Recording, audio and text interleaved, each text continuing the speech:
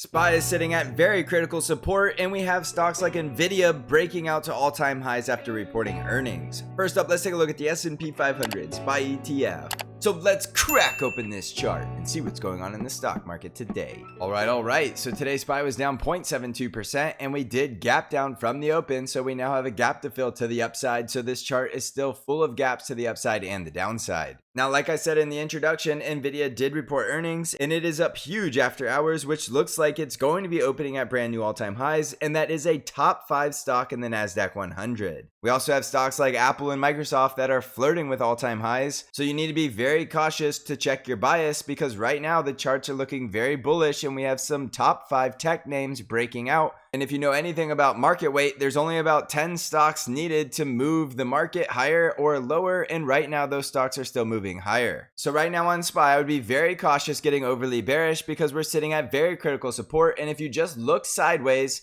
there has been a ton of consolidation on SPY between 404 all the way up to about 417. This has been a trading range that we've been stuck in for a very long time, and we just recently broke out to the upside. But we are looking like that is a false breakout in the short term, because we're instantly retracing back down to critical support. So remember, there's always the possibility false breakouts will exist. So this is still a risk off look while we're trading below SPY 417 and 414. However, risk off and whether or not you should be shorting the market are two different topics. You can be risk off, which simply means you're sitting in cash and waiting for more price action, or you can be shorting the market, and if you're shorting, your risk level is all the way up there at SPY 420. So if you're still shorting the market and you got that entry at 420, then you still have a very low risk short trade. But if you're just now entering short trades down here near critical support, you are taking on a lot of unnecessary risk if we indeed do go break out above that level at SPY 420 and start marching higher towards 430. So just very simply said, be very cautious getting overly bearish at support, because yes, this is still a bull trend, even though in the short term we do have some cracks and we do have some warning signs that we could be going to lower prices. Now, if we are going lower, a very likely scenario would be a retest of 414 to close that gap to the upside. And if we see a sharp rejection after that gap is filled, we will be looking for gap fills to the downside. Those gap fills are at 407, 401.6, and 396.5.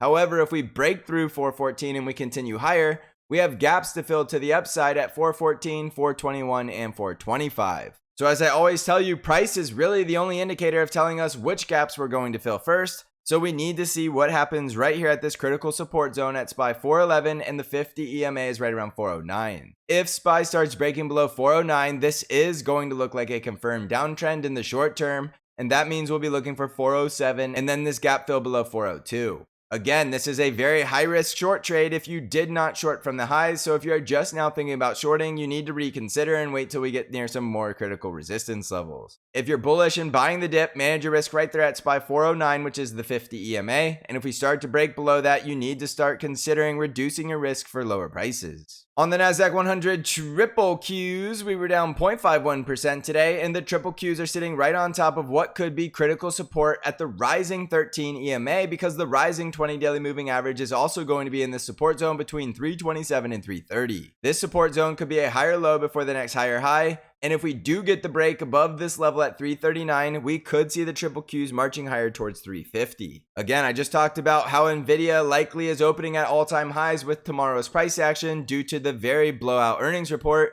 So if we have a top 5 stock in the triple Qs breaking out to all-time highs, it wouldn't be unheard of if we see other names in the top 10 starting to break out as well. So just have a very open mind and make sure you're following the chart, because the chart on the triple Qs is still very bullish, which is evident with the price action above most of these moving averages, and all of these moving averages are still stacked in the bullish direction. In the short term, you could be more cautious while we're trading below 333, but above 333, we have the confirmed breakout of the August highs, which means we can continue to march higher. Still respect that strong resistance between 337 and 339, and this critical support will be at the 20 daily moving average and down here at the breakout at 321. On the Dow Jones, we were down 0.79% today, and we did close the gap down here at 329, and we're also sitting right on top of the rising 200 daily moving average. This is really a bounce or die level for the Dow Jones, and you can see we did close outside the lower Bollinger Band, so we are getting overly extended to the downside, sitting right on top of critical support at 327 to 328. This is bounce or die, because if we bounce from here and we continue to break out above 336,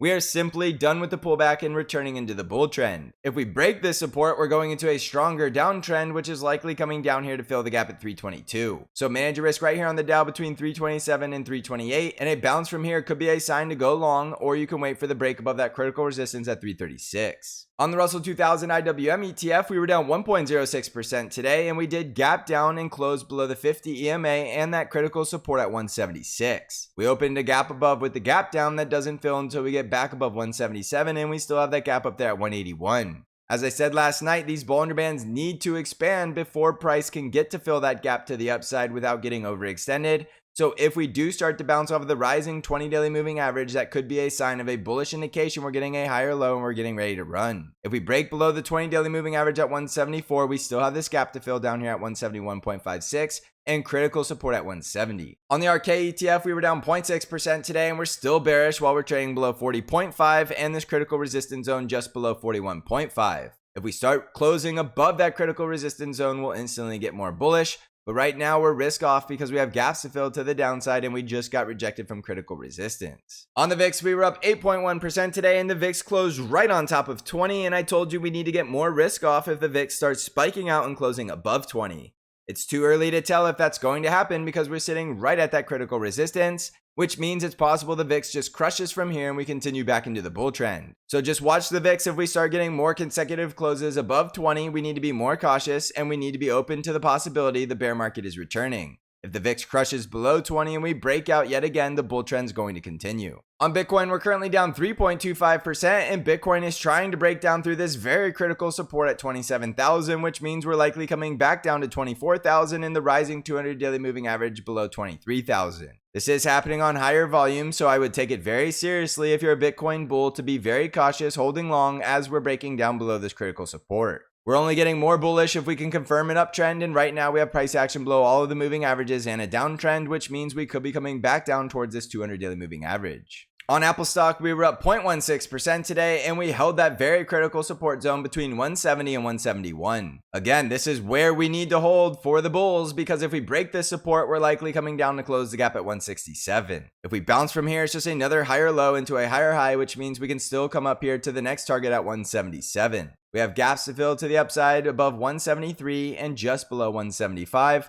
so we do have the possibility to go higher before we go any lower. On the financials, we were down 1.3% today, and we're continuing that rejection from the resistance at 33, and we did gap down today, so we have another gap to fill to the upside, and we're sitting right near some support between 31.7. There's still a gap down here at 31, so if we continue the rejection, we are looking for lower prices. On the industrials, we were down 1.29% today, sitting right on top of the 200 daily moving average and getting overextended to the downside with a gap to fill above at 98.39. I do think there's a good chance we're going to bounce from the 200 daily moving average and close the gap above. On the healthcare sector, we were down 0.68% today, getting very overextended outside the lower Bollinger Band and breaking down through that support at 130. We do have a bear trend developing, and we're bearish as long as we're trading below 131. The energy sector was up 0.44% today, closing right on top of critical resistance at 80.5, and we still have the bear trend as long as we're trading below this level. If we get rejected from here, we'll be looking for the gap fill at 73, and we're only going to get more bullish if we can turn this level into support and continue to make higher prices. So jumping back over to SP 500, we are sitting at very critical support, which is this very tight trading range that we've been stuck in for many months now, and I would be very cautious getting overly bearish at support because we are still in a bull trend until we can start breaking down through this critical support and confirming a downtrend. Remember, the noise is going to get extra loud, and I've been warning you about that all along, and there's always going to be a bearish narrative on why we need to go lower. It is your job to read the chart and only trade what the price action is giving you. If we break through critical support and we start into a downtrend, then we'll instantly get more bearish, but we need to see it in the price action, and we're just not there yet. If you want to come trade with other price action traders and get access to all of my intraday updates and analysis, come join us over at the Stocks Channel Trading Discord community. I also have my own trade alert service called Bank Trade Alerts that will send you all of your buy and sell alerts directly via email and text message, and only trades the ETFs TQQQ and SQQQ.